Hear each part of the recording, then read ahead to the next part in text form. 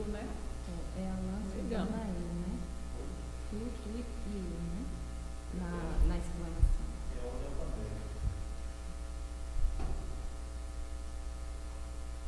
É o Roberto, é? Ah, eu sei que seria eu. Sei que seria. Tudo bem.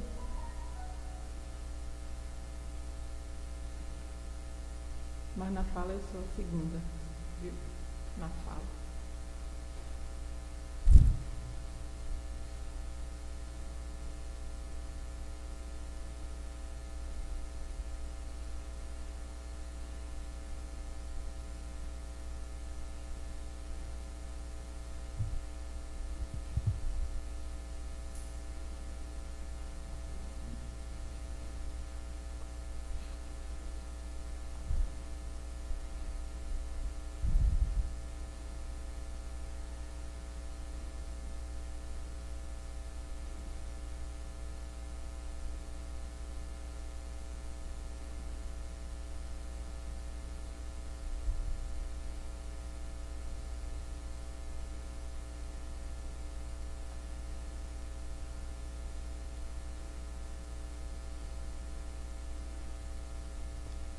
Boa tarde para você, querido amigo internauta, acompanhando nesse momento a nossa live intercolegial, que começa agora, hoje, com a participação do professor Alain Almeida, professor de História do Grupo Escolar Getúlio Vargas, a professora Flávia Sampaio, professora de História e vice-diretora do Colégio Estadual Abelardo Moreira, e Silvana Cerqueira, professora de História e vice-diretora do Colégio Estadual Abelardo Moreira.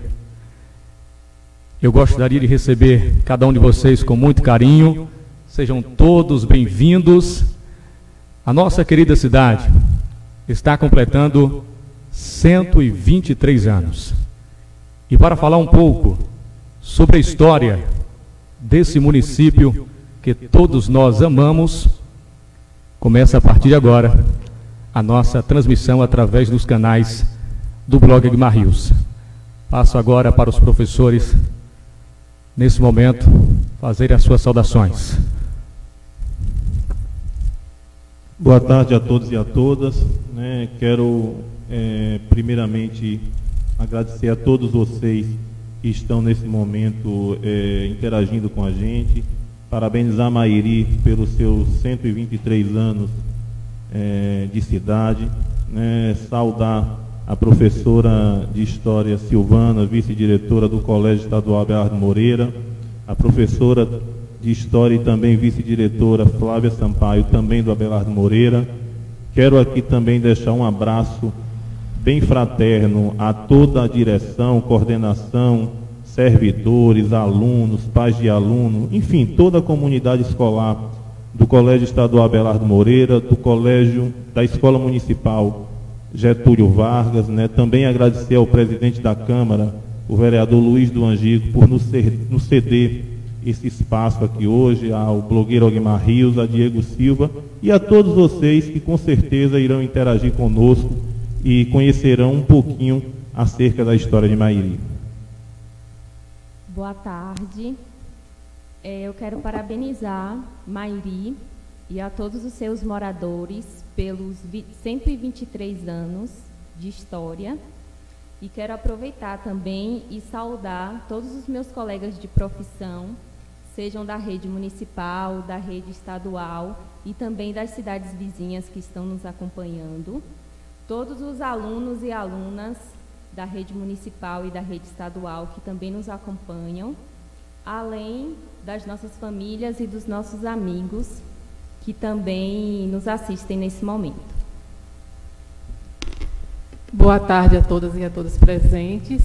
Em primeiro lugar, gostaria de parabenizar a Mairi pelos seus 123 anos de história, a todos nós mairienses também, que fazemos parte dessa história, e saudar os colegas aqui presentes, meus colegas de História, professor Alain Almeida, professora Flávia Sampaio, aos nossos comunicadores, aos ao presidente da Câmara Municipal e aos vereadores que nos cederam esse espaço e agradecer a todos os ouvintes da Mairi FM, as comunidades escolares do Colégio Estadual Abelardo Moreira e Getúlio Vargas, em nome de seus professores, funcionários, estudantes, pais, enfim, toda a comunidade de Mairi e das cidades circunvizinhas que nos assistem. É um prazer estar com vocês e vamos dividir um pouquinho das nossas experiências e nossos estudos sobre a história de Mairi. Boa tarde a todos e a todas.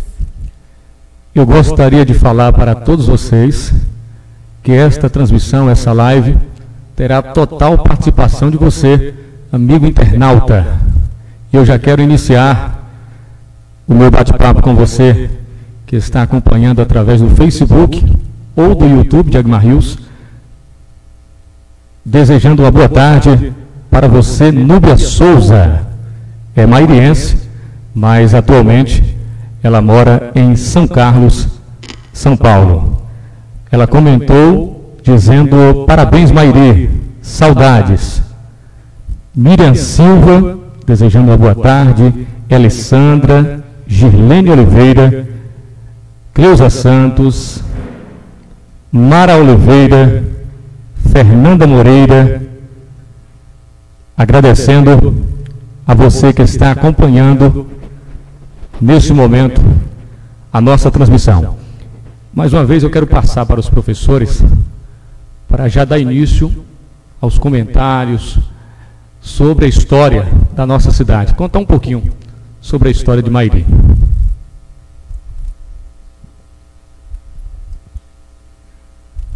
Diego, Flávia, Silvana, Guimar e todos vocês que nesse momento, né, estão compartilhando com a gente essa live. Mais uma vez quero dar uma boa tarde a cada um de vocês e mencionar um pouquinho, Diego, que esse trabalho que a gente vai a partir de agora demonstrar, interagindo com todos aqueles que estão acessando conosco essa live, diz respeito aos nossos trabalhos de pesquisa que realizamos, né, na graduação, na pós-graduação, e que falam um pouquinho sobre Mairi, sobre sua história, sobre sua gente.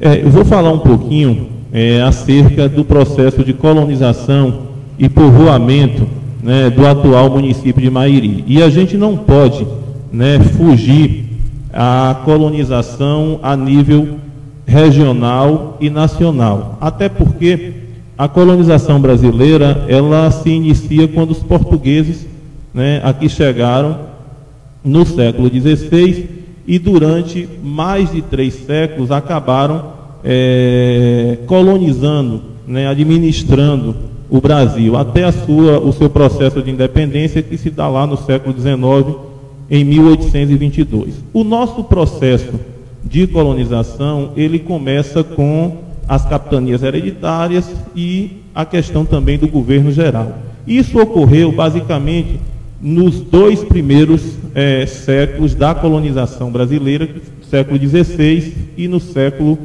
XVII. A partir do século XVIII, nós temos no Brasil um modelo de colonização que sai um pouquinho da lógica do litoral e do Nordeste brasileiro por conta do detrimento da mineração, né, passando a essa colonização ter mais um aspecto, um viés econômico no Centro-Sul, especificamente na região das Minas Gerais, Rio de Janeiro e também São Paulo. Não é à toa que a capital do Brasil, que foi a cidade de Salvador, acaba migrando para a cidade do Rio de Janeiro, né, por ato do governo colonial brasileiro, pelo fato da questão da mineração, né, e da necessidade de se ter um porto para escoamento da produção aurífera naquele momento, né, mais próxima, né, da região das Minas Gerais. Mas especificamente falando do município de Mairi, a gente percebe que desde o século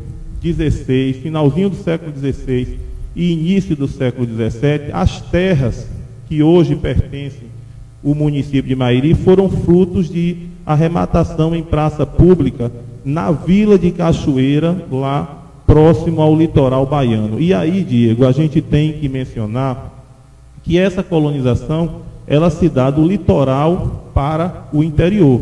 Não é isso? O governo colonial brasileiro, o governo português, ele acaba colonizando o litoral e durante praticamente ali o primeiro século de colonização estabelece algumas vilas na região litorânea. A partir dessas vilas é que ocorre o adentramento, vamos colocar assim, rumo ao interior. E isso se dá através das bandeiras e através das entradas, que são expedições que são financiadas e oficiadas pelo governo português e também, né, por grupos particulares que têm como objetivo, além de povoar o sertão, né, também estabelecem a captura de populações indígenas, para que essas populações indígenas também se tornem populações escravizadas, como ainda também a descoberta de metais preciosos, como citei há pouco, que ocorrera no século XVIII, a nível de território brasileiro. Por que no século XVIII? Porque Portugal, naquele momento, passa por uma crise econômica muito grande e já vê na sua vizinha de colonização, a Espanha, todo um processo que se dá na retirada de ouro, de prata e de metais preciosos que são levados para a Europa e que, segundo o escritor uruguaio Eduardo Galeano, esses recursos são muito mal utilizados a nível da Europa, fazendo um saque da América e distribuindo de mal forma, né, não gerando riqueza e desenvolvimento, principalmente para Portugal e para a Espanha. Mas voltando aqui para o município de Mairi, nós tivemos alguns fatores que estabeleceram essa colonização e esse povoamento no século XVII, XVIII e início do século XIX, nas nossas terras aqui, que hoje pertencem ao município de Mairi. A busca por ouro e metais preciosos foi um elo que também, digamos assim, favoreceu o povoamento e o desbravamento dessas terras. As missões jesuíticas também. Por que as missões jesuíticas? Porque até aquele momento, né, século XVIII e início do século IX, a religião católica, era vinculada ao Estado. Então, o Estado vinha com uma espada para dominar, mas também vinha com um crucifixo para tentar fazer a catequização dos povos conquistados, que seriam as populações indígenas. Então, nós temos como características da colonização e povoamento, busca por ouro e pedras preciosas, a questão das missões jesuíticas, também a necessidade do governo português em povoar as terras do sertão da Bahia e também a criação de gado para o abastecimento interno, tanto do sertão, dessas áreas a serem povoadas, como também para utilizar esses recursos a nível de abastecimento na região litorânea.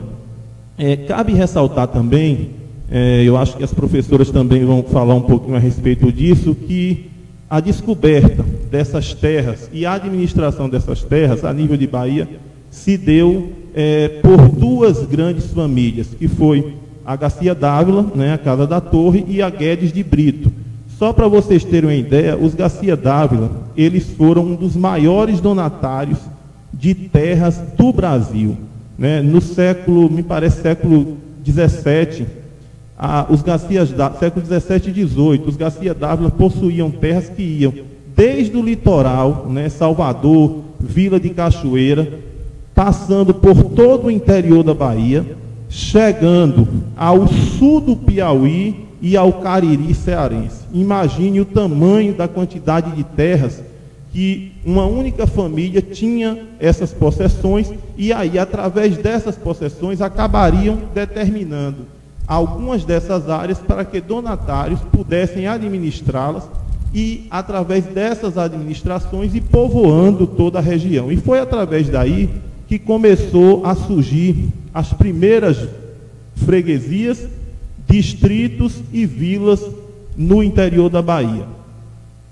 No século XVIII, para vocês terem uma ideia, a região do atual município de Mairi existia poucas vilas constituídas, 4 especificamente.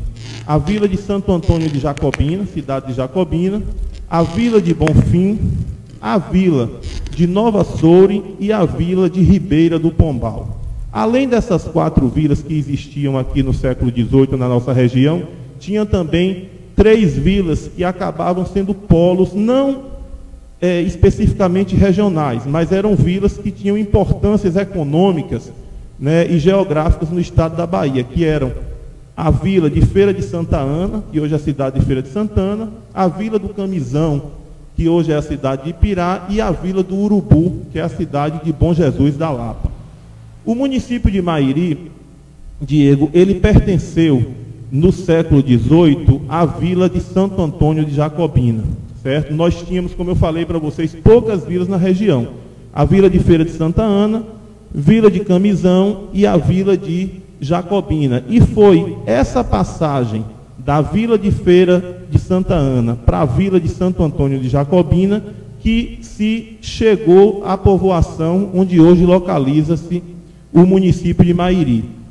Essa passagem se deu também pelo fato de que na vila de Jacobina, como eu citei há pouco, no século XVIII, já se tinha descoberta de ouro e de pedras preciosas. Então, o fato de você ter passagens de tropeiros para fazer o abastecimento das vilas, junto com eles também de alguns religiosos, os capuchinhos, que também vinham, né, nesse deslocamento entre uma vila e outra, fez com que, né, no finalzinho do século XVIII e início do século XIX, se chegasse até o cume mais alto do município de Mairi, que é o atual Monte Alegre, né? Essa elevação rochosa que nós temos no nosso município, e que alguns desbravadores e religiosos, por conta da altura, né, do monte, acabaram se estabelecendo aqui para ter uma visão diferenciada da região, como a gente sabe que tem hoje, e acabou se estabelecendo, né, o primeiro povoamento aqui no município, com o estabelecimento da fazenda Santa Rosa de Cima, no início do século XIX. A partir do surgimento e da criação da primeira fazenda, que tinha como objetivo criação de gado, também a questão religiosa, que era catequizar os índios cariris que aqui viviam, né, mas também de abrir espaço para a pecuária, para a agricultura, e ser também um ponto, um elo de apoio entre a vila de Camisão, vila de Feira de Santa Ana, e a vila de Santo Antônio de Jacobina. Isso no início do século XIX. Em 1822, ocorre que o Brasil acaba se tornando independente de Portugal. A nossa independência chega no ano de 1822, e 16 anos depois, em 1838, né, essa região onde existia a fazenda Santa Rosa de Cima, aqui dentro do município de Mairi, é elevada à categoria de freguesia religiosa e distrito de paz. O que era uma freguesia religiosa e um distrito de paz naquele momento de um país recém-independente? O governo brasileiro, ele necessitava dar garantias civis à população. Ou a população que se estabelecia ao redor, ou entre uma vila e outra, ou as populações que viviam margeando as fazendas de criação de gado que existiam na região. Mas fato é que nessa data, 1838, nós temos o primeiro marco, né, que é a criação de uma freguesia religiosa aqui no nosso município, e a criação de um distrito de paz, que na verdade é um apêndice dessa freguesia religiosa. A partir da criação dessa freguesia religiosa e do estabelecimento do distrito de paz, a nossa região começa a ser mais povoada e se inicia um processo de construção de casas ao redor dessa freguesia e desse distrito de paz. Isso 1838. Inclusive, para você ter uma ideia, existe uma lei estadual, que é a lei número 67, de 1º de junho de 1838. O presidente da província da Bahia naquele ano é Tomás Xavier Garcia de Almeida. Ele diz: faço saber a todos os seus habitantes que a Assembleia Legislativa Provincial decretou e eu sancionei a seguinte lei. Artigo 3º. A freguesia de Santa Ana do Camisão fica dividida em duas, ou seja, a freguesia, onde hoje é o município de Ipirá, fica dividida em duas. Freguesia de Santana do Camisão, que é a de lá, e freguesia de Nossa Senhora das Dores do Monte Alegre. Artigo 4º. A denominação dessas freguesias será a seguinte: no caso de Mairi, a freguesia de Nossa Senhora das Dores do Monte Alegre compreenderá uma superfície de 16 léguas norte ao sul e 20 léguas de leste a oeste, terminando o sul com a fazenda São Gonçalo, seguindo esta em relação para o norte a extremar no Riacho do Ouro, onde conflui com o rio Jacuípe. Artigo 5º.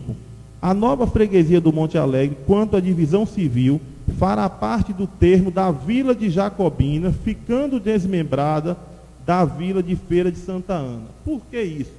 Porque nessa época Ipirá ainda não era vila, era uma freguesia religiosa que pertencia à Feira de Santa Ana. Quando se cria a freguesia religiosa de Nossa Senhora das Dores do Monte Alegre, a nossa freguesia aqui não fica vinculada à Feira de Santa Ana, e sim a Jacobina. Então, a nossa história começa tendo a região e o município de Mairi pertencente inicialmente à cidade de Jacobina, à vila de Santo Antônio de Jacobina. Isso em 1838. O que é que ocorre, Diego? É que 19 anos depois, no ano de 1857, a freguesia religiosa e distrito de paz de Nossa Senhora das Dores do Monte Alegre acaba sendo elevada à categoria de vila. Ou seja, a gente deixa de pertencer à Jacobina e cria uma estrutura administrativa própria. Agora, o que é mais interessante, a gente tem aqui a lei da criação de vila. Só para você ter uma ideia. A lei provincial 669, de 31 de dezembro de 1857, decretada pela Assembleia Legislativa Provincial, sancionada pelo então presidente da província, o senhor João Lins Vieira Cansanção do Sunibu, decreta o seguinte: artigo 3º, eu vou ler alguns artigos que ela é muito grande. Fica elevada a matriz e capela de Nossa Senhora da Conceição do Gavião, ora filial da freguesia de Nossa Senhora das Dores do Monte Alegre, com a denominação de freguesia de Nossa Senhora da Conceição do Gavião. A cidade de Gavião, em 1857, passa a pertencer à vila de Nossa Senhora das Dores do Monte Alegre, Mairi. Artigo 4, artigo 5. A povoação de Nossa Senhora das Dores do Monte Alegre fica elevada à categoria de vila com a denominação de Vila de Monte Alegre, 31 de dezembro de 1857. A povoação, que era a freguesia religiosa e distrito de paz, a povoação de Nossa Senhora das Dores de Monte Alegre fica elevada à categoria de vila com a denominação de Vila de Monte Alegre. Aí vocês podem perguntar: ô Alain, naquela época não existia cidade? Não, existia. Só que a nomenclatura de cidades era dada a grandes povoações do período, basicamente localizadas nas regiões litorâneas. As povoações menores do interior eram denominadas de vilas. Artigo 6º. Esse município compreenderá as freguesias de Nossa Senhora das Dores de Monte Alegre, Mundo Novo e Gavião. Reparem só vocês. 1838, Mairi é elevada à categoria de distrito, freguesia e distrito pertencente a Jacobina. 19 anos depois, em 1857, Mairi é elevada à categoria de vila, compreendendo as freguesias de Gavião e Mundo Novo. A gente deixa de pertencer à Jacobina, passa a ter autonomia administrativa e também gerenciando os limites territoriais das hoje cidades de Gavião e também de Mundo Novo. Agora, o que é que diz o artigo 7º dessa lei? Não terá lugar a instalação da vila, senão depois de concluída casa apropriada para sessões da Câmara, júri e cadeia. Ou seja, para se estabelecer uma vila no século XIX na Bahia, você tinha que ter a casa de Câmara, júri e cadeia. E em 1857 foi criada a vila, mas Mairi não tinha esses 3 estabelecimentos. Só foi conseguir, para vocês terem uma ideia, ter a casa de júri, cadeia e câmara 5 anos depois, quase 5 anos depois, no ano de 1862. Portanto, a vila de Nossa Senhora das Dores do Monte Alegre, ela só foi estabelecida de fato 5 anos depois da sua criação, quando passou a ter casa de câmara, de cadeia e do júri. Nesse período não existia nem prefeitos nem intendentes. Quem governava as vilas eram as câmaras de vereadores. E o Brasil, recém-independente de Portugal, em 1822, estabeleceu que as cidades seriam compostas por 9 vereadores e as vilas seriam compostas por 7 vereadores. Eram os vereadores que administravam essas vilas.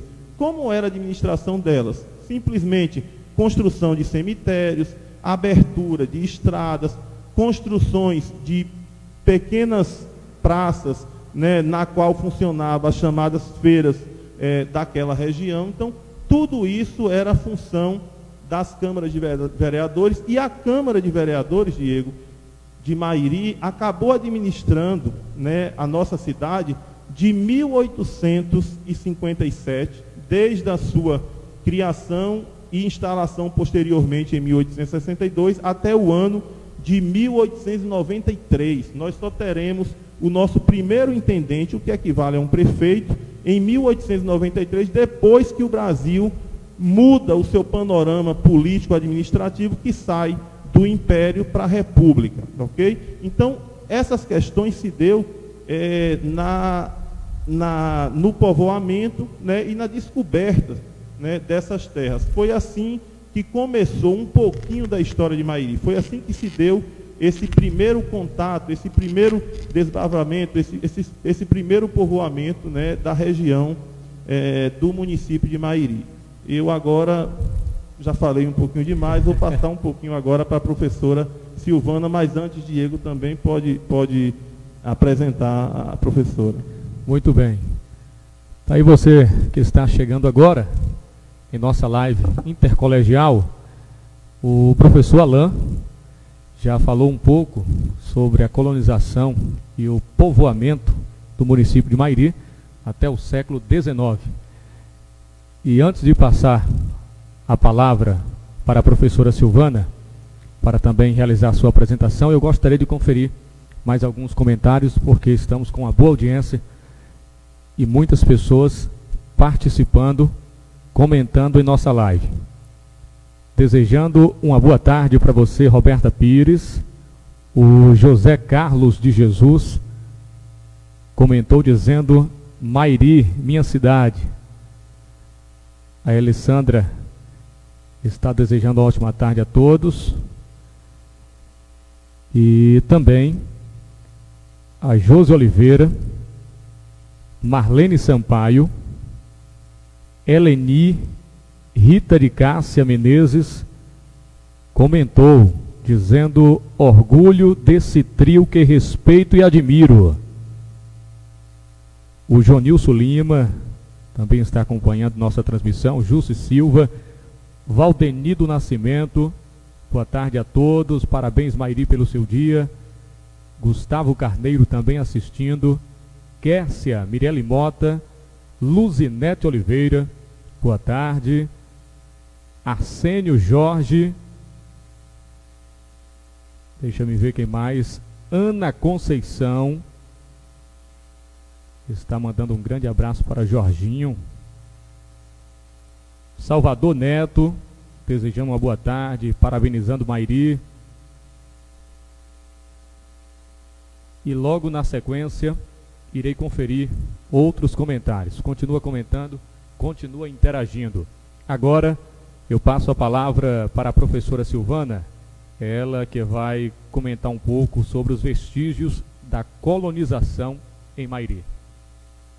Boa tarde a todos e a todas mais uma vez. É um prazer ter vocês como ouvintes participando aqui da nossa live. Em primeiro lugar, quero parabenizar o colega de profissão, professor Alain, pela sua explanação maravilhosa aí um pouco sobre a história política de Mairi, e dizer a vocês que eu vou falar um pouquinho sobre a história social. Vou mais na parte social, interagindo e dialogando aqui com os colegas Alain e Flávia, e falar um pouco sobre os vestígios da colonização em Mairi. Então, como vocês perceberam aí, colonização é ocupação da terra. O professor Alain falou da história política, das razões econômicas que levaram à colonização, e eu vou falar um pouquinho de um conceito aqui que eu vou apresentar a vocês, que chama-se colonialidade, que são os vestígios deixados pela colonização. Em uma linguagem mais clara, são as heranças dessa colonização em Mairi. E eu começo também chamando a atenção para vocês para o tema da nossa live, que é Mairi, 123 anos de história, memória e narrativas outras. Então, eu vou falar de outras narrativas que não estão na historiografia oficial de Mairi.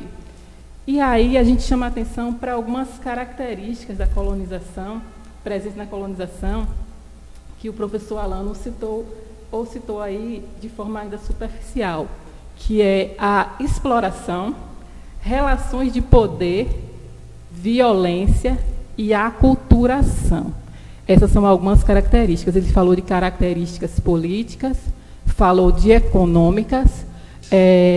Os portugueses, quando aqui chegaram para colonizar essas terras, assim como a colonização também de Mairi, se pensou em exploração econômica.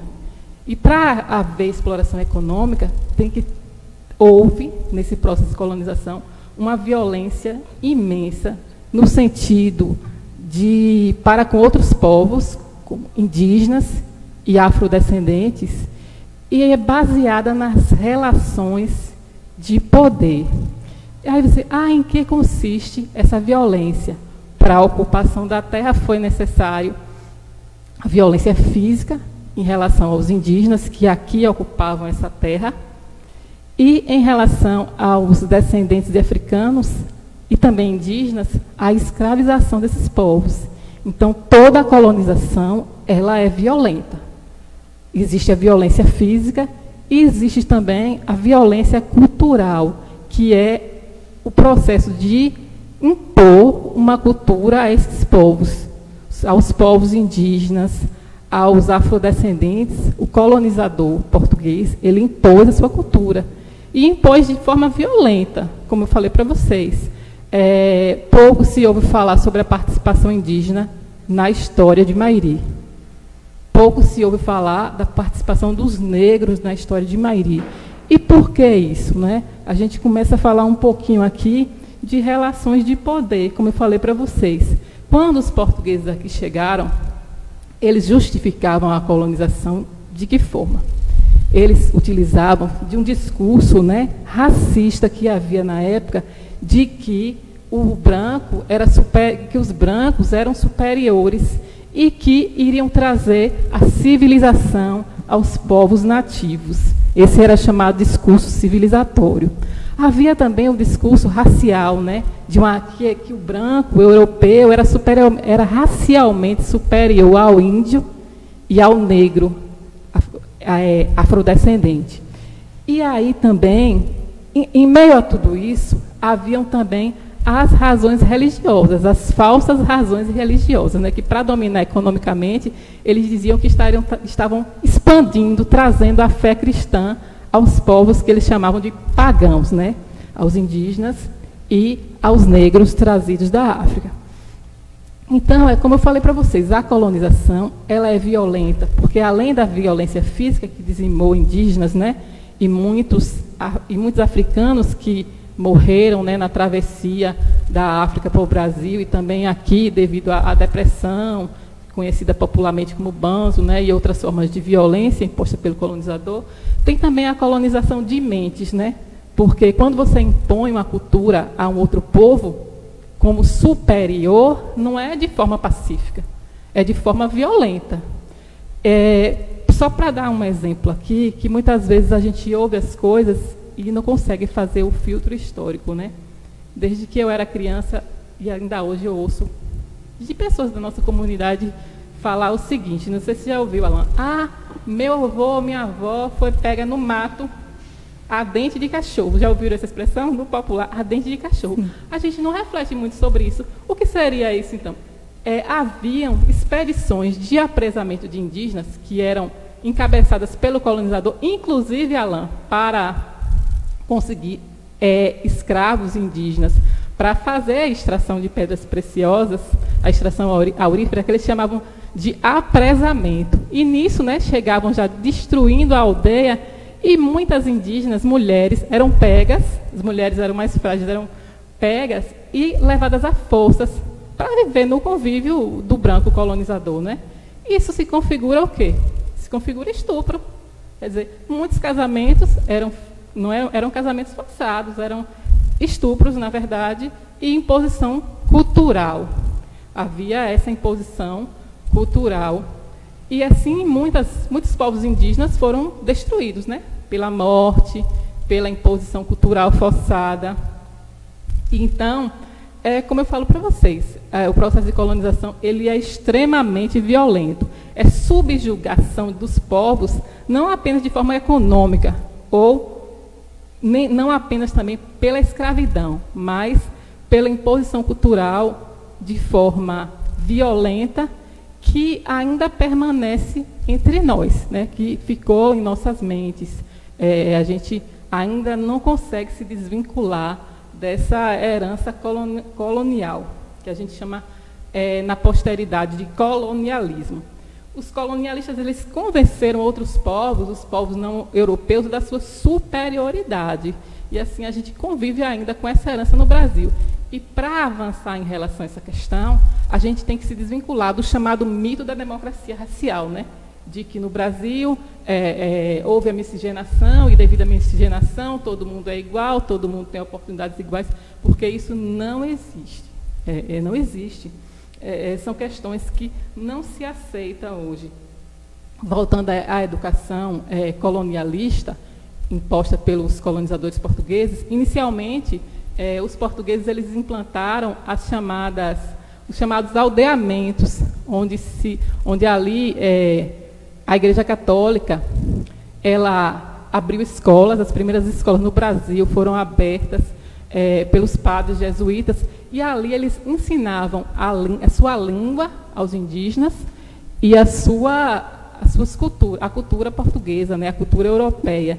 E esses povos eram estimulados a deixar para trás as suas raízes culturais, a sua língua, né, os seus costumes, em nome da chamada civilização. Porque para o europeu, os indígenas eram povos selvagens, e os povos não cristãos, eles nem consideravam como seres humanos. A humanidade era condicionada ao batismo.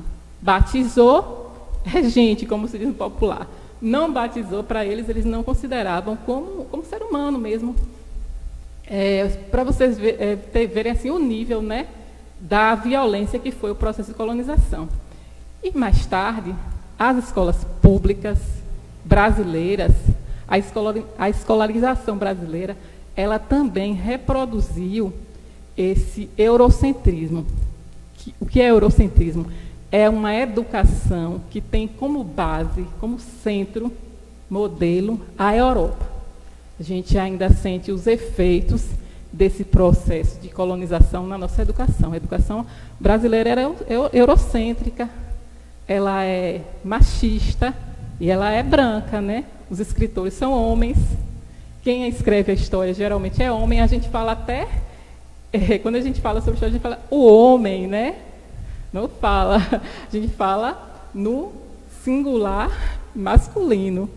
E assim, as escritoras mulheres são poucas, e em relação à produção cultural de negros e indígenas, ainda é pouquíssimo, são pouquíssimas ainda as referências. Então, por isso, né, que se fala em história, memória e narrativas outras. É muito recente ainda a produção cultural no Brasil, se falando, né, desse outro lado da história, mas já temos muitos avanços em relação a esse aspecto. Então, falar da colonização do Brasil é falar dessas características também, né? Falar a questão, é tratar da questão racial, da questão de classe e da questão de gênero, porque a nossa colonização, como eu falei para vocês, ela é também patriarcal, quer dizer, ela é centrada no homem, né? No chefe de família, no conservadorismo, se assim entendido. Então, na minha pesquisa de graduação, eu começava já a despertar um pouco para essa questão. E eu pesquisei sobre uma peculiaridade local que é bem interessante, que era sobre a segregação racial na cidade de Mairi. Segregação, gente, para esclarecer aqui, a separação racial e social que havia na cidade de Mairi nas décadas de 60 e 70. E assim, a minha pesquisa teve como recorte as associações de lazer na cidade nesse período. E aí eu pesquisei sobre a Associação Litero-Recreativa 7 de Setembro, que hoje é o espaço cultural, ali atrás da igreja, e as outras associações de lazer que haviam, que era o Clube dos Artistas e a chamada Gafieira. O interessante nisso tudo é que, em Mairi, o racismo era tão grande, e ainda é, se a gente for analisar alguns aspectos, que o lazer, as pessoas, isso se refletia no lazer. A hierarquia social e racial, a segregação racial, ela se refletia no lazer. Aí vocês dizem, de que forma? O seguinte, o 7 de setembro, a Associação Litero-Recreativa 7 de setembro, só permitia a entrada de pessoas brancas e da elite mairiense. Não permitia a entrada, o acesso à classe trabalhadora. E uma expressão racista que eles mesmos usavam naquela época, e eu fiz várias entrevistas de história oral, eles chamavam, era a nata fina da sociedade mairiense. Trabalhadores, empregadas domésticas, não passavam sequer na porta do estabelecimento. Mas isso não quer dizer que não houve resistência, não. Havia resistência, sempre houve resistência. Quando a gente fala em relações de poder no Brasil, sempre houve resistência. Em relação a isso, um outro grupo fundou o chamado Clube dos Artistas, que era ali na rua João Augusto, a rua que Sara mora é João Augusto, era ali. E nesse segundo estabelecimento, era permitido a entrada da classe trabalhadora em segunda classe, não a todos. Eles permitiam, o próprio nome, a própria palavra artistas, segundo um senhor que eu entrevistei, também nas pesquisas historiográficas, ela tinha outro sentido, que não tem hoje, Flávia. Artistas era a classe trabalhadora, era como se fosse artesãos, entendeu? Não tem o sentido apenas de arte, artístico como arte. E nessa associação de lazer, do Clube dos Artistas, eles permitiam a classe trabalhadora, alguns trabalhadores, permitiam a presença de pessoas mestiças, mas também não permitiam empregados domésticos. Não era permitido. Inclusive, em hipótese algumas já tiveram várias divergências, segundo as pessoas que eu entrevistei. Não era permitido, havia também esse preconceito em relação ao negro, em relação às classes subalternas. Mas, como eu falei para vocês, resistência sempre houve. Os negros, os mestiços, os indígenas, eles sempre se organizaram em forma de resistência. Hoje é que a resistência está meio assim abalada, mas resistência sempre houve. E, por isso, esse grupo, chamado das classes subalternas, né, os negros, os trabalhadores braçais, empregadas domésticas, eles se organizaram um espaço alternativo de lazer, a chamada Gafieira, onde ali eles se reuniam, se divertiam também e mostravam sua resistência. Então, assim, a resistência em Mairi, a resistência negra, a resistência dos mestiços, dos mulatos, dos pardos, ela sempre existiu. E no lazer eles se organizaram dessa forma, né? Então, a gente precisa ter o conhecimento dessas experiências de ser de viver e de pensar dessas classes. A gente não pode, hoje, no século XXI, continuar presos a esse passado. A gente precisa conhecê-lo, compreendê-lo, criticar e ultrapassar estereótipos preconceituosos. Então, como eu falei para vocês, a gente não precisa ficar preso ao passado, essa não é a finalidade da história. Nós vivemos em uma sociedade multicultural e multirracial, como o Brasil, então não podemos continuar pensando a cidadania e democracia sem considerar a diversidade e o tratamento desigual dado historicamente, né, a esses diferentes povos, a esses diferentes grupos raciais e sociais. Então, a gente precisa avançar em relação a essas questões. E, para isso, né, as políticas públicas, falando sobre a atualidade, as políticas públicas elas têm um papel fundamental em relação a esse aspecto. As políticas públicas são políticas voltadas a combater a desigualdade social e racial no Brasil. Isso começa a ser pensado principalmente após a Constituição de 1988, que já traz várias conquistas em relação a esse aspecto, em relação aos direitos sociais. Posterior a isso, nós temos, nos anos 2000 alguns avanços. Quer dizer, anterior a isso, após a Constituição de 88, a gente tem a LDB de 1996, né, a Lei de Diretrizes e Bases da Educação de 1996. Depois, nos anos 2000, a gente tem a Lei 10.639 de 2003, que altera a LDB. Muita gente pensa que é uma lei só para obrigar o ensino de história e de cultura afro-brasileira e africana, mas é uma conquista do movimento negro, e não só para os negros, para os brancos também, para toda a sociedade. E é uma alteração da lei maior que rege a educação no país. Então, não é uma coisa tão simples, é uma conquista e tanto, né? E posterior a isso, a gente tem aí o Estatuto da Igualdade Racial, a gente tem a criação da SECAD, Secretaria de Educação e Diversidade, a gente tem a criação da CEPI, que é Secretaria de Educação para a Igualdade Racial, salvo engano. Nós temos aí, em 2008, uma segunda alteração, né, da lei, que é a Lei 11.639, que obriga, né, o ensino da educação indígena nas escolas de educação básica do Brasil. E assim, nós tivemos, nos anos 2000, vários avanços. A gente precisa avançar em relação a essas questões, né? Lutar por direitos sociais e raciais não é apenas uma questão dos negros, é uma questão de toda a sociedade brasileira, é uma questão da democracia. Não se faz uma democracia no Brasil sem pensar a questão racial. Vou passar para minha colega agora. Muito bem, mas antes, continuar interagindo com os amigos internautas.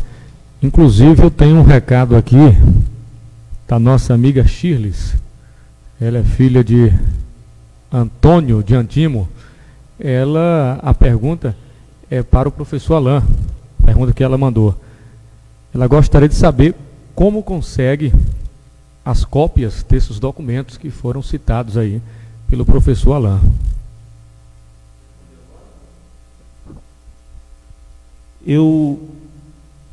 Foi a Shirley? Isso. Boa tarde, Shirley. Quero aqui agradecer pela sua participação. Toda essa documentação, boa parte dela é fruto do meu trabalho de pesquisa, e eu tenho aqui na Câmara de Vereadores. Se você quiser, eu passo uma cópia para você com toda a bibliografia para ser pesquisada, analisada. Diego, antes da professora Flávia, teve um internauta aqui que, rapidinho, 30 segundos, ele colocou: a Fazenda Santa Rosa de Cima, foi o Mateus Sobrinho, a Fazenda Santa Rosa de Cima é a primeira povoação local. Por qual razão a fundação da cidade é atribuída ao Frei Apolônio de Todi? Olha, repara só, segundo Aguiar, 1979, com relação à questão religiosa, em 1795 constituíram-se como a data em que fora construída, no ponto mais elevado da então Vila de Monte Alegre, a Capela da Santa Cruz, por monges liderados por Frei Apolônio de Todi.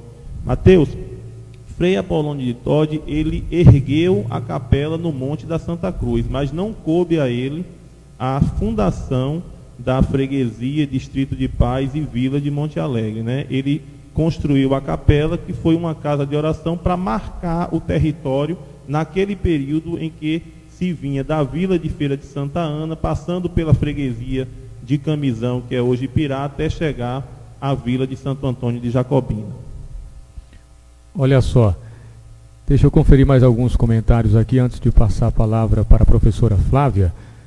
O Érico Carneiro comentou dizendo: enquanto imperiar a filosofia que mantém uma raça superior e outra inferior, enquanto a cor da pele de um homem tiver mais significância que o brilho dos seus olhos, enquanto houver cidadãos de primeira classe e de segunda classe, enquanto os direitos humanos básicos não forem garantidos para todos, enquanto tudo isso for uma ilusão imaginária a ser perseguida e nunca alcançada, o mundo continuará permanentemente em guerras.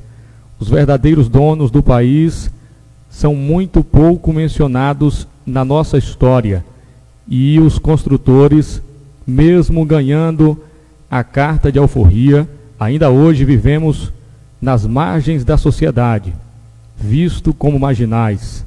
É uma pena, mas é verdade. O Brasil é um país extremamente racista e preconceituoso. Os negros e os índios merecem mais respeito e consideração. É o comentário do Érico Carneiro, que também é mairiense. E tem mais comentários. Jusceli Santana comentou dizendo que as palavras do Érico é verdade. A Fernanda Moreira comentou dizendo: infelizmente era assim mesmo. Mara Oliveira. A Luzinete aplaudindo e comentou dizendo: muito bom. Cleusa Santos também aplaudindo. Vani Trindade comentou dizendo: arrasou. Nívia Maria deixou um comentário dizendo: Mairi, até no nome, tem a marca da colonialidade, ajuntamento de brancos franceses. Jaciane Cruz, parabéns a todos. Jonilson Lima, ainda há muito desse histórico na contemporaneidade. Muito bem, continue comentando que vamos conferindo os comentários aqui em nossa live intercolegial, com a participação desses professores, que hoje é o aniversário de Mairi, então já queremos destacar, né, deixar bem claro que ficamos felizes e nos sentimos honrados de ter professores tão competentes, né, e com tantos conhecimentos assim como esses que estão aqui, e outros que estão até assistindo, e aqueles que não estão acompanhando, mas também que com certeza contribuem com o nosso município.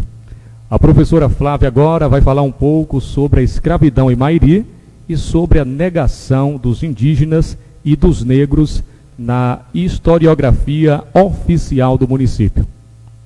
Ok, boa tarde mais uma vez a todos. Eu estou muito feliz, né, de poder revisitar a história do nosso município através da fala do professor Alain e da professora Silvana. E assim, trazendo um pouco desse meu tema, eu gostaria de compartilhar com vocês, né, como eu cheguei até ele, né?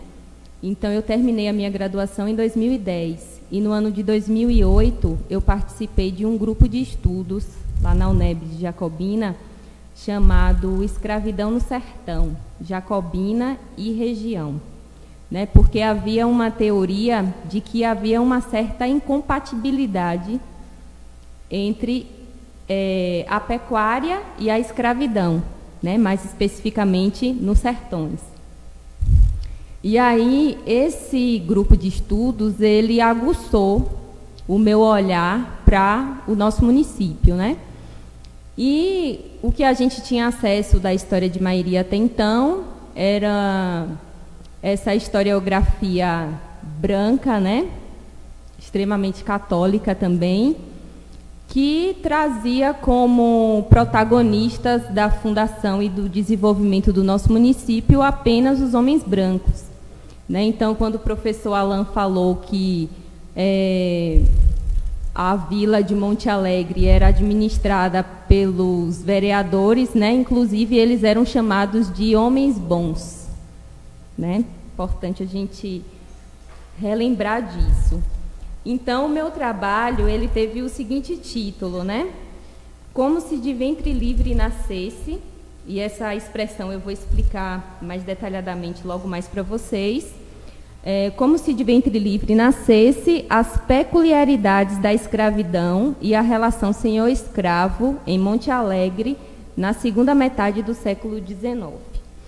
Então, participando desse grupo de estudos, eu me perguntava, né, por que não existe nenhum trabalho científico e nem mesmo literário que traga o protagonismo do indígena, o protagonismo do negro na formação do nosso município.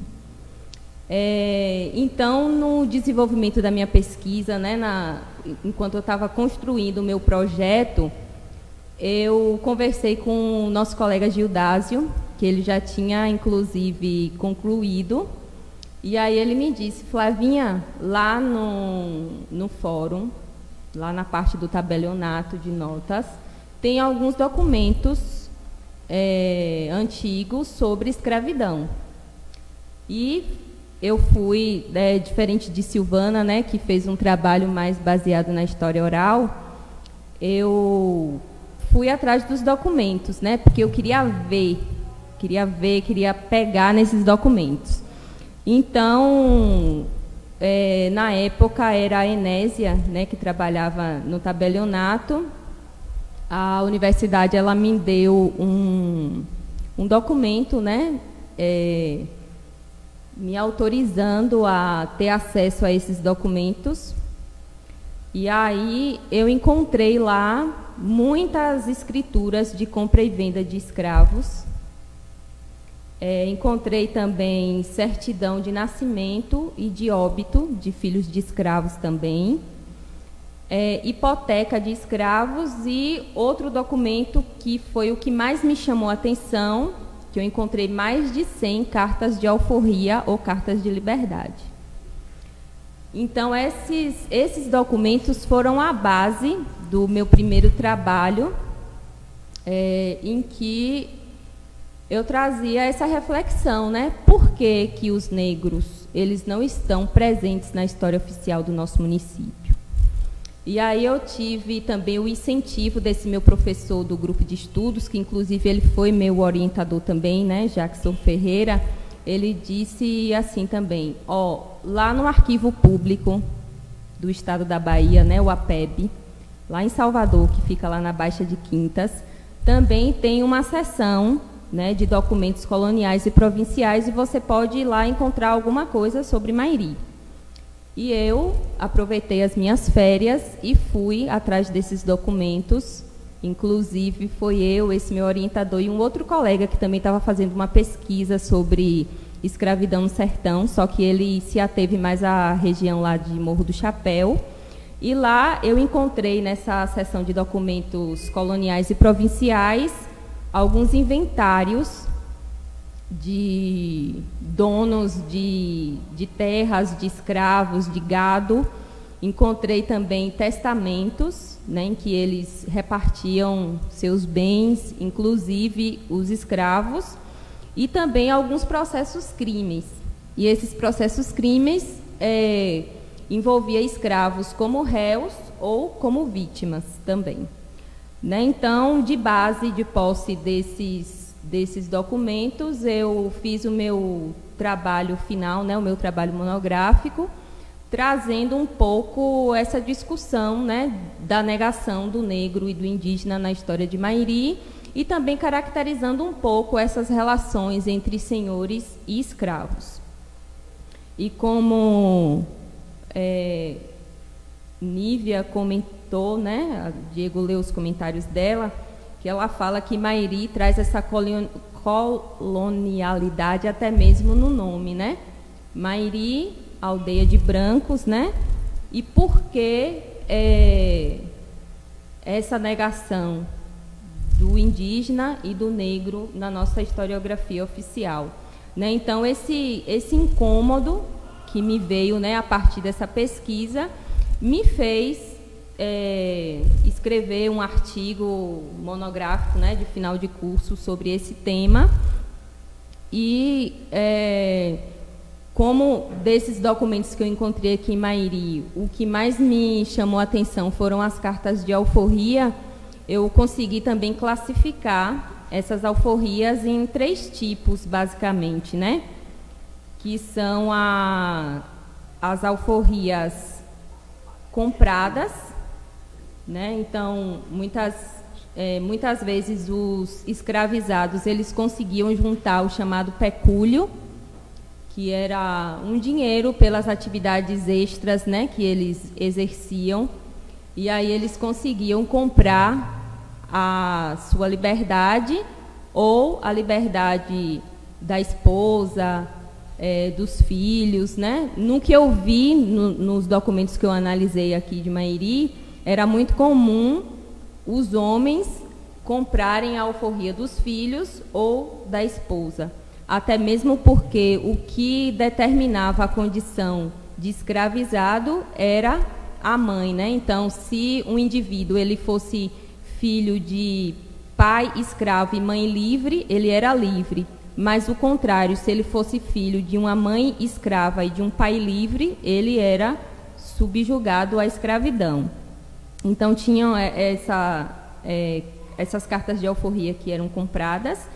Tinham também as cartas de alforria que eram concedidas, né? Concedidas entre 1000 aspas, porque muitas vezes passa essa falsa impressão de que o senhor ele era bonzinho, por isso ele alforriou o escravo, né?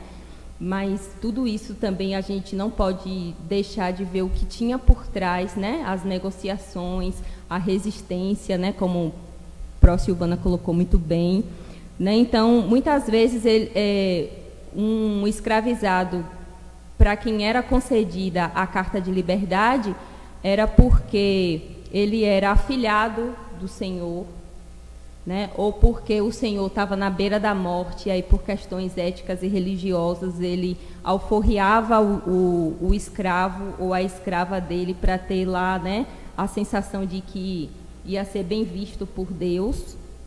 Aí tinha também que eu vi em muitas alforrias, né, a seguinte expressão: alforrio a minha escrava Jacinta por ter me prestado bons serviços e por ter me dado muitas crias, né? Então, o fato da escrava também ter muitos filhos, isso também, no olhar paternalista do Senhor, né, dava a ela o direito também de ter alforria. E o terceiro tipo de alforria era as chamadas alforrias condicionais, em que tinha uma condição por trás, né, da validade daquela carta de alforria. Então, por exemplo, um senhor ele poderia dizer que ele dava a alforria ao seu escravo ou à sua escrava fulana de tal depois que ele morresse, ou até que todos os filhos dele se casassem, né? Então, havia esse outro tipo de carta de liberdade. Assim, essa quantidade, né, de documentos que existe sobre esse período da escravidão em Mairi são documentos muito ricos, né, tem uma variedade muito grande de documentos. Eu só me debrucei sobre eles na minha graduação, porque as outras especializações que eu fiz foram outros temas, né? Mas eu cheguei também a escrever um pré-projeto sobre esse tema aqui, porque eu acredito que é um tema que ainda precisa ser bastante explorado. Existem ainda muitas lacunas sobre esse período da escravidão em Mairi,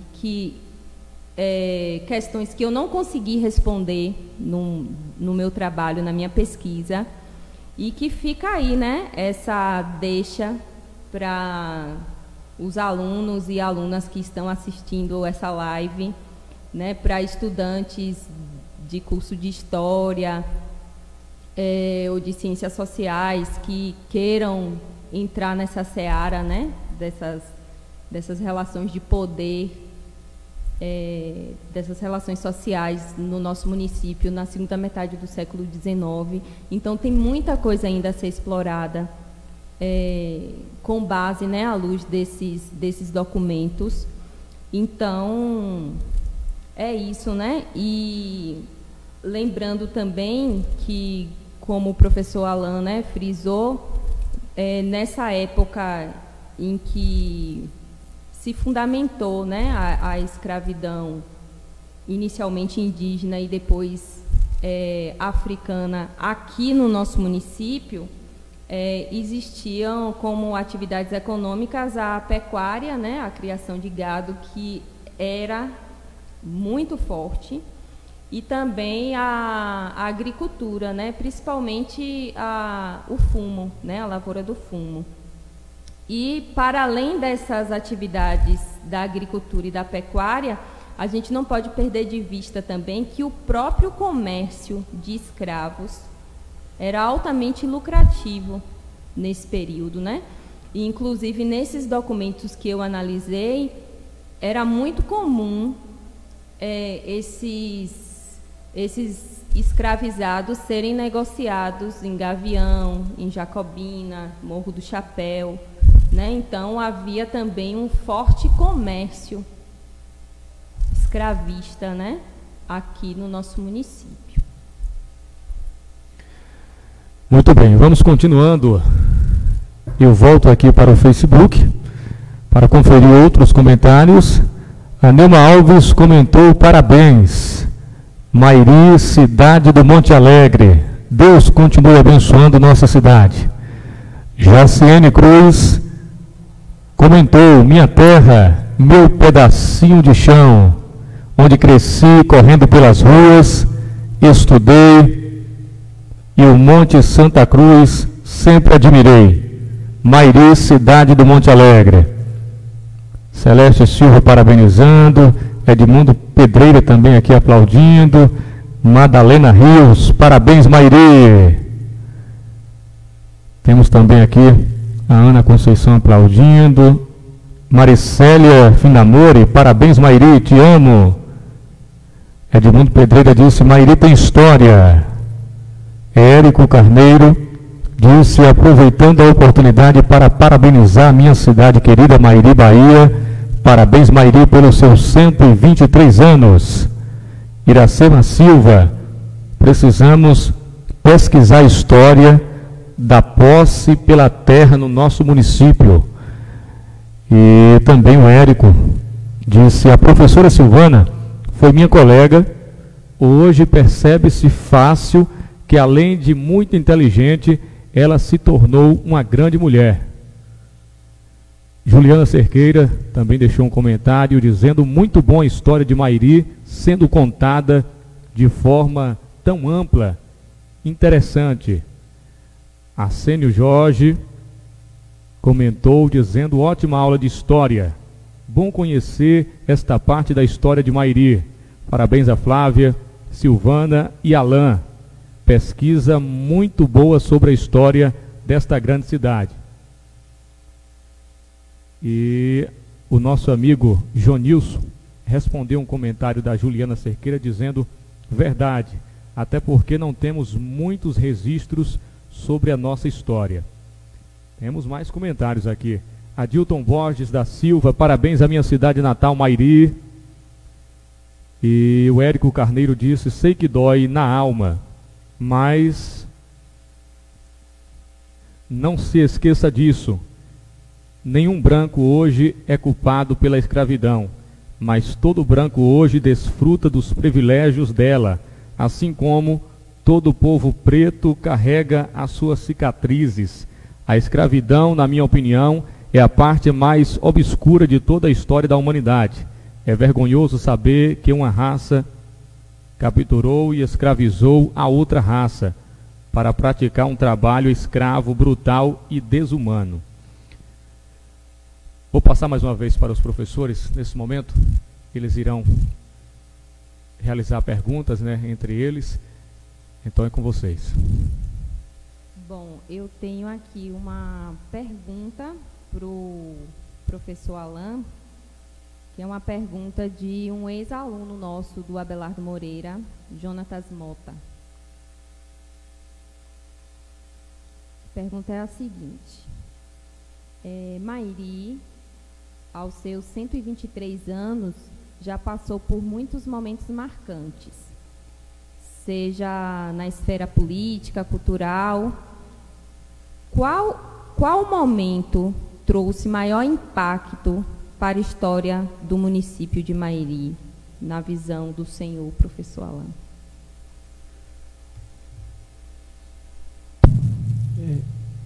Quem fez a pergunta foi o aluno Jonatas Mota. Jonatas, primeiro eu quero te agradecer pela tua pergunta e iniciar, né, falando o seguinte: nós hoje, no dia 5 de agosto, nós estamos comemorando 123 anos do surgimento e da criação da cidade de Mairi. O nosso município, ele foi criado, como eu frisei na minha participação anterior, em 31 de dezembro de 1857. Então, no ano de 2020, nós comemoramos hoje 123 anos da fundação da cidade de Mairi, e iremos comemorar no dia 31 de dezembro deste ano 163 anos de emancipação política, que foi em 1857, quando foi criado o município de Mairi, quando nós deixamos de pertencer à Vila de Jacobina e criamos autonomia administrativa com a criação da Vila de Nossa Senhora das Dores do Monte Alegre. Durante esse período, nós tivemos vários momentos no nosso município, vários momentos da vida da população, do nosso povo, né, que causaram alguns transtornos de ordem política, administrativa, econômica, social, educacional. Eu vou citar alguns deles. Talvez o que tenha gerado maior impacto econômico, né, e talvez social também em nosso município foi em 1986. Nesse ano, Mairi perdeu 40% da sua área territorial, como também cerca de 40% da sua população, quando Várzea da Roça foi desmembrada, né, e foi criado o município aqui vizinho. Só para você ter uma ideia, em 1986, Mairi tinha aproximadamente 35 mil habitantes. É o que é equivalente hoje à população do nosso município com a população do município vizinho de Várzea da Roça. Então, nesse período, em 1986, tivemos, né, esse transtorno, né, na área administrativa, populacional. Se a gente puxar um pouquinho adiante, em 1996, nós perdemos a Caixa Econômica Federal. Naquele ano, para vocês terem uma ideia, só tinha Caixa Econômica em Jacobina e em Feira de Santana. Então, Mairi era um polo econômico, porque as cidades vizinhas acabavam tendo que vir, né, prestar algum serviço, né, bancário na Caixa, que era um banco de renome naquela época, da década de 90 do século XX. Na área educacional, no ano de 2010, nós tivemos uma perda muito grande em Mairi, que foi a saída e o fechamento da SENEC. A SENEC, que prestou durante boa parte do século XX e início do século XXI, grandes serviços educacionais no nosso município. Se a gente voltar um pouquinho, no século XIX, final do século XIX, em 1897, nós tivemos também a criação da cidade de Mairi. Mairi deixou de ser vila para se tornar uma cidade.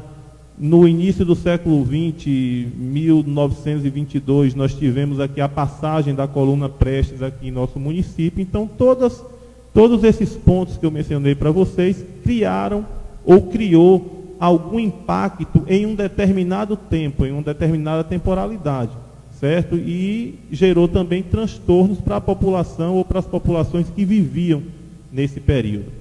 Para concluir aqui, eu só queria responder também a uma pergunta internauta Iracema Souza, ela colocou como era que era adquirida a posse da terra, né, na região de Mairi, pelo que eu entendi, no século XIX.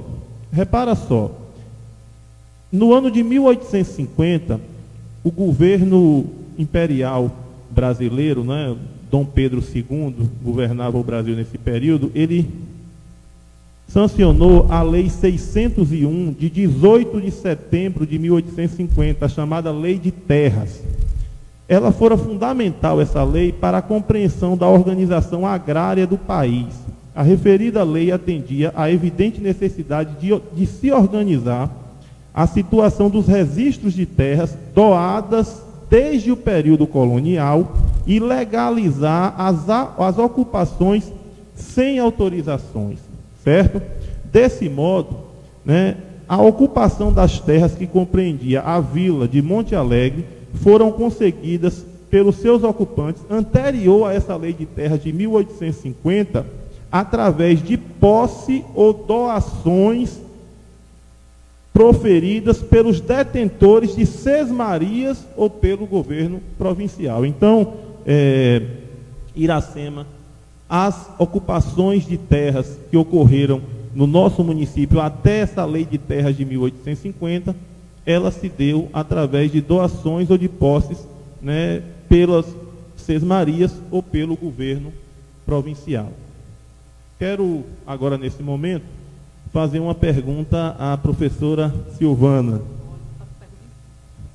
Professora Silvana, por que a historiografia oficial de Mairi omite a presença da escravidão e da contribuição dos negros e indígenas na construção e no desenvolvimento econômico do nosso município? Bem, eu queria começar agradecendo a participação de todos e todas que acompanharam a nossa live, fizeram aí os comentários, emitindo boas vibrações. Confessar também que no início eu estava bem nervosa, mas consegui, por incrível que pareça, consegui me sentir em casa aqui, entre os conterrâneos. Em relação à pergunta do professor Alain, sobre a questão da historiografia negar a participação do negro e do indígena na história, eu acho que eu já falei um pouquinho na minha primeira fala, que a educação brasileira, e especificamente em Mairi, ela foi e ainda tem um forte peso do eurocentrismo, ou seja, toda a nossa educação, os portugueses, eles trouxeram os valores e o modelo de educação europeia para o Brasil. Então, nesse modelo de educação, não havia lugar para as narrativas indígenas e africanas. E outro empecilho muito significativo, Alain, é que após a abolição da escravidão, em 1888, os negros eles foram proibidos de frequentar escolas públicas. Eles eram proibidos. Existem decretos de lei excluindo a participação dos negros. Então, imagine quando o próprio Estado te nega o direito à cidadania.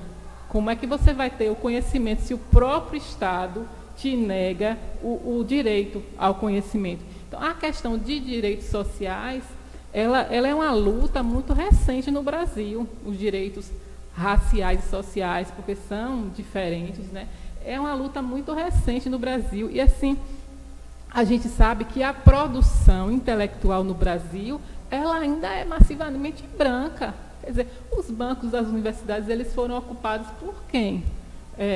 Muito recentemente é que eles começam, né, a partir da abertura democrática e principalmente a partir dos anos 2000, com a chamada lei de cotas nas universidades brasileiras, que muita gente ainda é contra, né, mas são políticas afirmativas. Quer dizer, o que são políticas afirmativas? São políticas que visam a equiparação racial e social. Quer dizer, durante muito tempo, nos interiores, haviam, nas décadas passadas, a chamada lei do boi, ou seja, os filhos dos fazendeiros, eles tinham cotas garantidas nas universidades. Sabia, Alain? Nas universidades públicas havia as cotas para os filhos dos fazendeiros. Eles podiam estudar sem prestar o vestibular, ou prestar o vestibular para aquela cota, entendeu? E enquanto que hoje, em pleno século XXI, ainda tem pessoas que são contra as cotas raciais nas universidades. Para que a produção intelectual ela saia, ela transite desse eurocentrismo, é preciso que mais pessoas negras tenham acesso à universidade, à pós-graduação e aos espaços de saber e poder, né? Então, assim, as lutas nesse sentido, elas têm... não é que não existe a resistência, como eu falei, a resistência, ela existe, os movimentos negro, movimento indígena, o movimento feminista, eles têm se mobilizado e as conquistas desses grupos raciais e sociais, elas, como eu falei para vocês, elas se materializaram a partir da Constituição de 88, elas já aparecem ali, conquistas em relação aos negros, aos indígenas, e, posteriormente, também com as políticas públicas nas universidades, com as políticas públicas afirmativas, desculpem, que são cotas nas universidades, a cota para pós-graduação, a Lei 10.639, que eu já citei, e a 11.645, de 2008. Quer dizer, hoje você já ouve falar em indígenas nas universidades. Isso é coisa recente, de 2 décadas para a contemporaneidade. Não mais. Antes disso, então, quem mais tem propriedade para falar de suas próprias narrativas, senão os indígenas? Quem mais tem propriedade para falar das suas narrativas, senão os negros? Então, assim, é preciso essa abertura, é preciso haver essa abertura democrática. Uma questão que a professora Flávia não citou aí, mas eu sei que está na pesquisa dela, porque eu já li também, eu dei uma lidinha assim há muito tempo, mas me recordo que, por incrível que pareça, a gente nega a narrativa, a participação do negro na história de Mairi, mas entre as freguesias que compunham, né, a Vila de Jacobina, eu não sei se você já leu, mas o professor Rafael Rodrigues fala sobre isso, o doutor Rafael Rodrigues, e o doutor Jackson também, que a Vila de Monte Alegre era aqui. A freguesia de Monte Alegre era a que tinha maior população e também a maior quantidade de escravos. Então, esse é um dado assim, muito importante de se fazer uma reflexão e continuar as pesquisas aí. Eu tenho alunas que ingressaram no curso de História. A história de Mairi era muito rica e tem muitas brechas ainda aí para ser exploradas, pesquisadas, como a própria professora Flávia relatou. E a gente está aqui para dialogar. Os meus colegas também podem complementar aí a minha fala. Como eu disse, né, por incrível que pareça, eu me senti à vontade e agradeço desde já a participação de todos e todas. Eu vou fazer uma pergunta agora à professora Flávia em relação ao trabalho de graduação dela. A pergunta é a seguinte: quais as características da escravidão em Mairi, Flávia? Bom, não diferente dos outros lugares, a escravidão em Mairi, ela também foi cruel e desumana, né?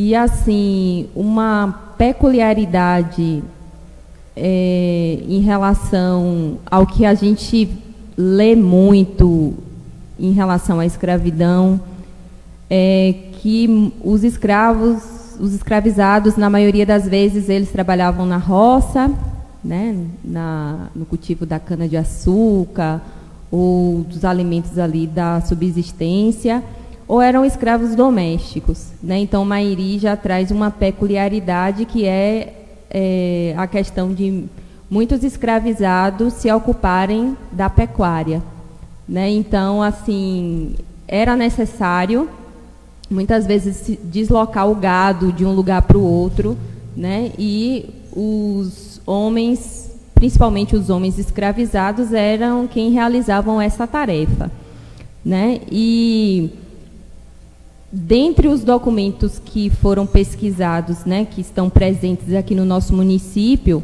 essas escrituras de compra e venda, elas reforçam, né, essa condição de cativo dos homens e mulheres escravizadas, homens, mulheres e crianças também, né, Porque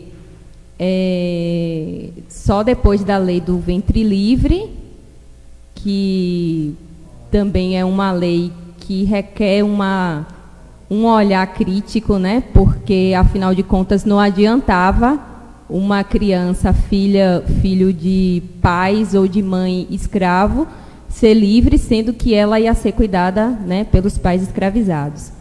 E as cartas de alforria, elas reforçam bastante o paternalismo, o controle social, né, e a expressão, né, que eu disse que ia comentar sobre ela um pouquinho com vocês, que é bem presente nas cartas de liberdade.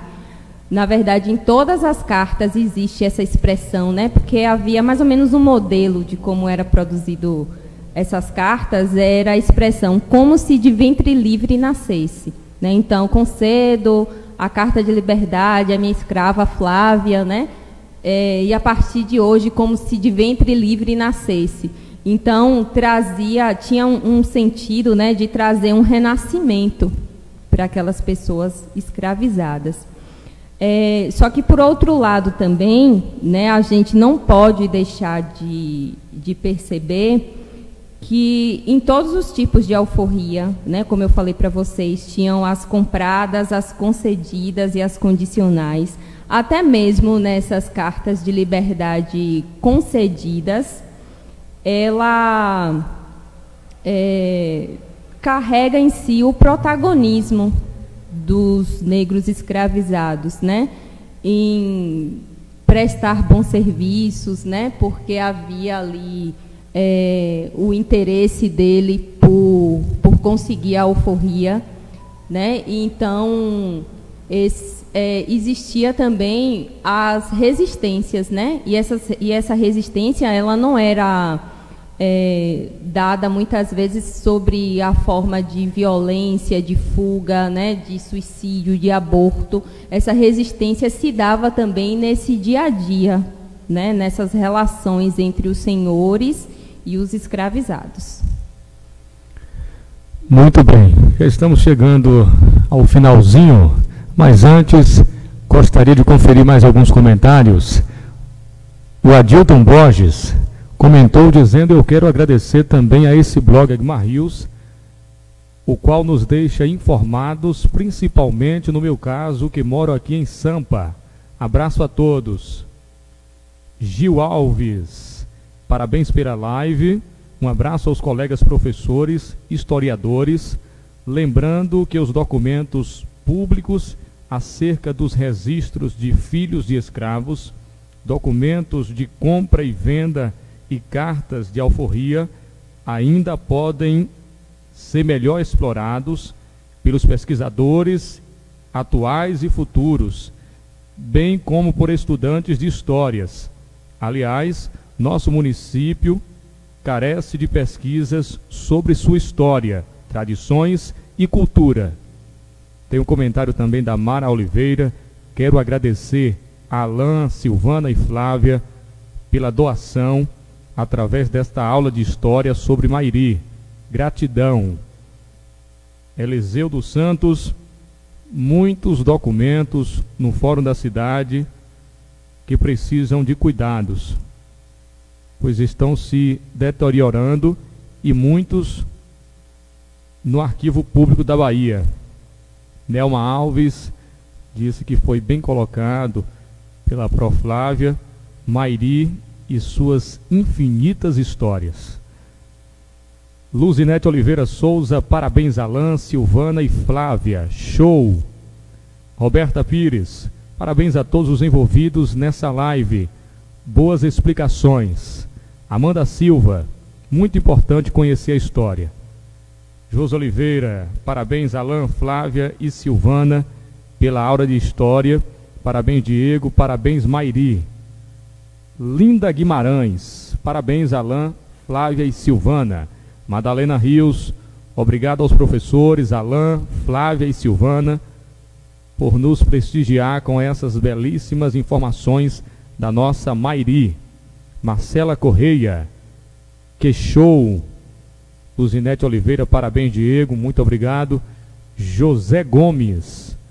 Olá, colegas.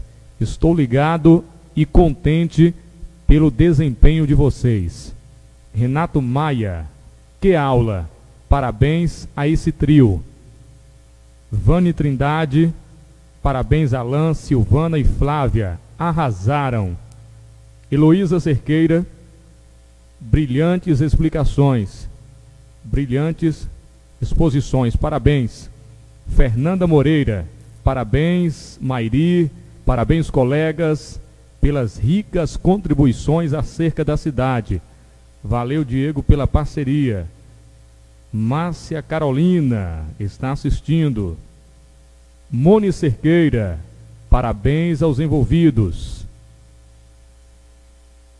Nívia Maria. Parabéns, Flávia, Silvana e Alain. Necessário conhecer nossa história para celebrar, lutar e resistir. Comentário aqui do nosso amigo Érico Carneiro. Essa tal carta de alforria até agora só serve na teoria. Você não vê um negro bem-sucedido no Brasil, caso ele não seja um pagodeiro ou jogador de futebol. Superlotamos os presídios, vivemos nos guetos, morros e favelas. As próprias novelas nas quais damos muitas audiências reflete o que o negro é na sociedade. Fazemos o papel de jardineiro, motorista, babá, bandidos, prisioneiros, fugitivos, empregadas domésticas. Observação: toda profissão é digna, mas será se um negro não pode ser um médico, um juiz ou até mesmo um presidente? Esse foi o comentário do Érico Carneiro. A Vani Trindade disse: arrasou. A Kércia Mirelli comentou dizendo: parabéns, professores, aula show. Tem muitos comentários. Sigo aqui conferindo mais alguns.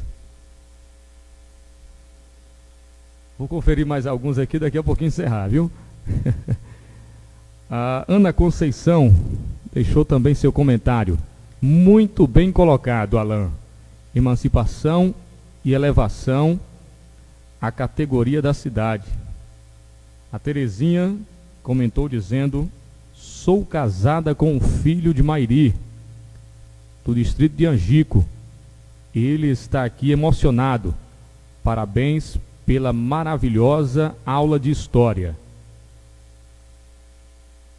A Mara Oliveira disse: Diego, você foi meu aluno por pouco tempo. Lembro-me que você tinha um olhar atento.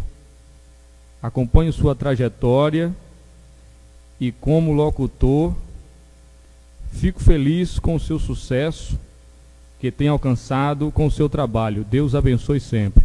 Muito obrigado. O Adilton Borges também comentou: não poderia também deixar de parabenizar esse grande locutor, Diego Silva, e a todos os envolvidos nessa live, onde a qual nos deixando bem informados sobre a nossa querida Mairi. Rapaz, é comentário demais. Eu quero agradecer a todos vocês pela companhia, por ter interagido e parabenizar todos os professores. Realmente uma maravilhosa aula de história. Essa pandemia tem trazido grandes dificuldades, né? Notamos e vemos isso no dia a dia. Estamos sofrendo bastante com essa pandemia, principalmente quem já perdeu seus entes queridos e as pessoas que já adoeceram. Mas também estamos aprendendo muitas coisas e tem alguns pontos positivos. Hoje estamos aqui reunidos, tendo o prazer de acompanhar essa aula maravilhosa, né? E que assim seja pós-pandemia também, né? Que possamos ter outros momentos como esse aqui. Um forte abraço para você, que Deus muito abençoe e parabéns à nossa querida cidade de Mairi pelos seus 123 anos. Parabéns a Mairi, parabéns para você, mairiense. Tchau, tchau.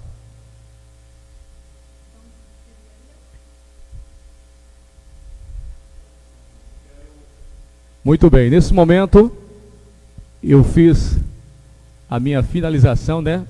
Fechei aqui a minha parte, agora é com os professores para também realizar as suas considerações finais. Quero agradecer a você, internauta, que está nesse final de tarde de 5 de agosto, aniversário da nossa cidade, com essa chuvinha que Deus está nos abençoando com ela ainda, conectado com todos nós. Agradecer ao blog Aguimar Rios, que leva o nome de Mairi aos 4 cantos do planeta, não só do país, né? A Diego Silva, por estar mediando essa live de uma forma dinâmica, né? Quero agradecer ao Colégio Estadual Abelardo Moreira, à Escola Municipal Getúlio Vargas, né? A todos os nossos colegas, alunos, profissionais da educação, a comunidade mairiense que está acompanhando essa live sobre Mairi. Agradecer a professora Silvana, a professora Flávia, que enriqueceram de uma forma brilhante, né, essa tarde de 5 de agosto. Dizer que o nosso sonho, enquanto professores de história, né, é que nós tenhamos em Mairi um arquivo público, Diego, para que a gente possa pegar esse leque de documentos, e muitos internautas colocando a questão de tombamento em prédios da nossa cidade, documentos que ficam espalhados na paróquia, na prefeitura, em suas secretarias, no fórum. E eu acho que é um sonho para nós, professores de história, nós termos um espaço na qual essa documentação rica, como Flávia citou, como Silvana citou, esteja em um único local acessível para todos aqueles que queiram conhecer um pouquinho mais sobre a história de Mairi. E a você, estudante da rede municipal e da rede estadual, história ensina, história é fascinante, história faz com que a gente tenha uma outra visão de mundo. Se você ainda não se decidiu em algo que queira fazer futuramente, o estudo de história pode enriquecer muito a você e ao futuro da sua cidade. Nós temos na região a UNEB em Jacobina, no campus 4, é uma faculdade que tem lá a licenciatura no ensino de história, e fica aqui o convite e a dica: história fascina, história liberta, né? História faz com que nós tenhamos uma nova compreensão do mundo. Parabéns a todos, parabéns a Mairi, e que tenhamos outros encontros enriquecedores como nós tivemos nessa tarde de hoje. Então, gente, eu quero continuar os agradecimentos, agradecendo a Aguimar Rios pela abertura desse canal de comunicação, agradecer a Diego Silva, né, pelo apoio, a todas as pessoas que assistiram essa live, agradecer também aos meus colegas aqui, Alain, né, o professor Alain, a professora Silvana, por estarmos juntos nesse desafio que foi de muito aprendizado. E agradecer também a toda a comunidade do Colégio Estadual Abelardo Moreira e do Grupo Escolar Getúlio Vargas por nos ter dado também, né, essa oportunidade de, num dia especial como hoje, que é o aniversário da nossa cidade, a gente falar um pouquinho mais sobre a nossa história. Espero que tenham gostado. Um abração. Eu também gostaria de agradecer a todos que nos acompanharam e acompanharam as nossas experiências de pesquisa nessa live de hoje, pela oportunidade. Agradeço a Mairi FM, representada aqui na pessoa de Diego Silva, ao blog Aguimar Rios, representado aqui pela sua pessoa, como eu já agradeci inicialmente, à Câmara de Vereadores e principalmente ao nosso colega e professor Alain.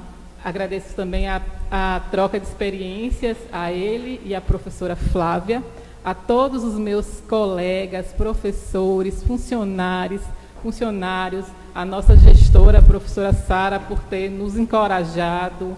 Agradeço especialmente, um abraço muito especial a todos os estudantes. Digo que estamos saudosos, não é, Flavinha?